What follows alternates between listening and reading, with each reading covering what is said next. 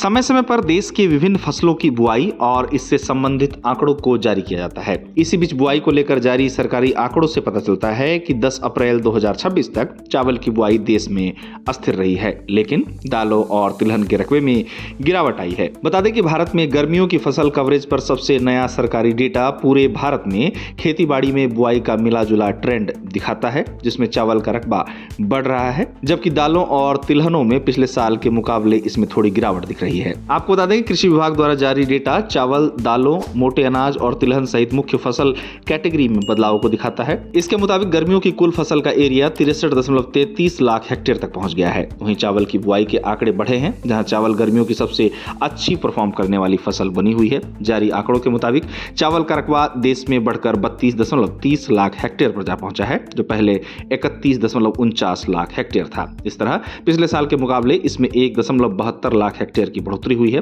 अब चावल के रकबे में तेजी को विशेषज्ञ किसानों की स्थिर पसंद बताते हैं। बता दें कि भारत इस समय दुनिया का सबसे बड़ा चावल निर्यातक देश होने के साथ ही दुनिया का सबसे बड़ा चावल उत्पादक देश भी है। देखा जाए तो भारत ने चीन को पछाड़कर दुनिया के सबसे बड़े चावल उत्पादक देश के तौर पर खुद को स्थापित करने में सबसे ज्यादा मदद किसानों द्वारा चावल की खेती में लगातार अपनी रुचि को बनाए रखने से पाई है। इसी तरह देश में दाल की बुआई की बात की जाए तो देश में इस साल दाल के रकबे में कमी देखी गई है। वर्तमान में देश में दाल की खेती का रकबा 10.71 लाख हेक्टेयर है, जो पिछले साल से 0.83 लाख हेक्टेयर की कमी को दिखाता है। दालों के हिसाब से रकबे की बात की जाए तो विभिन्न प्रकार के दालों के रकबे में बुआई के आंकड़े कुछ इस प्रकार हैं, जैसे कि हरा चना 8.15 लाख हेक्टेयर में, काला चना 2.38 लाख हेक्टेयर में तथा दूसरी दालें 0.18 लाख हेक्टेयर में इस बार लगाई गई हैं। अब जहां तक देश में दाल की बात है तो भारत की कोशिश दाल में आत्मनिर्भर बनने की है। इसके लिए केंद्र और राज्य सरकारों द्वारा लगातार कोशिश की जा रही है।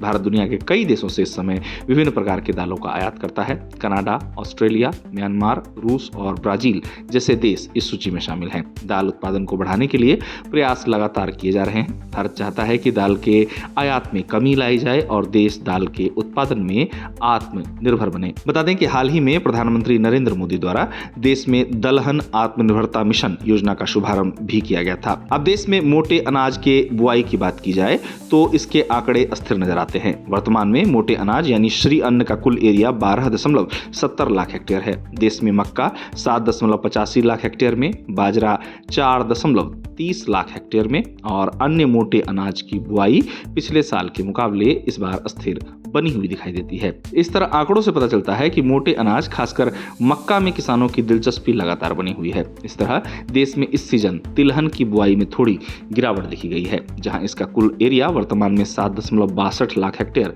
देखा गया है, जो कि पिछले साल के मुकाबले 0.69 लाख हेक्टेयर कम है। बता दें कि इस बार देश में मूंगफली का रकबा 4.20 लाख हेक्टेयर, सूरजमुखी 0.35 लाख हेक्टेयर, तिल 3.00 लाख हेक्टेयर में बोए जाने की बात आंकड़ों से पता चलती है। इस तरह नए साल में चावल से लेकर तिलहन तक की फसलों में बदलाव से भारतीय कृषि में बदलाव का भी पता चलता है। विशेषज्ञ इस बदलाव को सकारात्मक बताते हुए कहते हैं कि किसान अब केवल चावल और गेहूं की खेती तक ही नहीं सीमित रहना चाहते और अन्य नकदी फसलों की तरफ अपना रुख मोड़ रहे हैं। एक्सपर्ट्स का कहना है कि किसान अपनी आर्थिक स्थिति को मजबूत करने के लिए वैसे कृषि उत्पादों की ओर बढ़ रहे हैं जिनकी मांग ज्यादा है और जिनका निर्यात विदेशों में लगातार हो रहा है। हालांकि चावल किसानों की पहली पसंद लगातार बनी हुई है, जो आंकड़ों से पता चलता है। दालों को लेकर स्थिति थोड़ी चिंताजनक जरूर बताई गई है, जहां तमाम प्रयास के बावजूद भी इसके रकबे में कमी है। अब अनाज स्टोरेज की बात की जाए तो भारत के पास इस समय चावल से लेकर गेहूं तक का भरपूर स्टॉक है, जो देश की मजबूत खाद्य सुरक्षा को दिखाता है।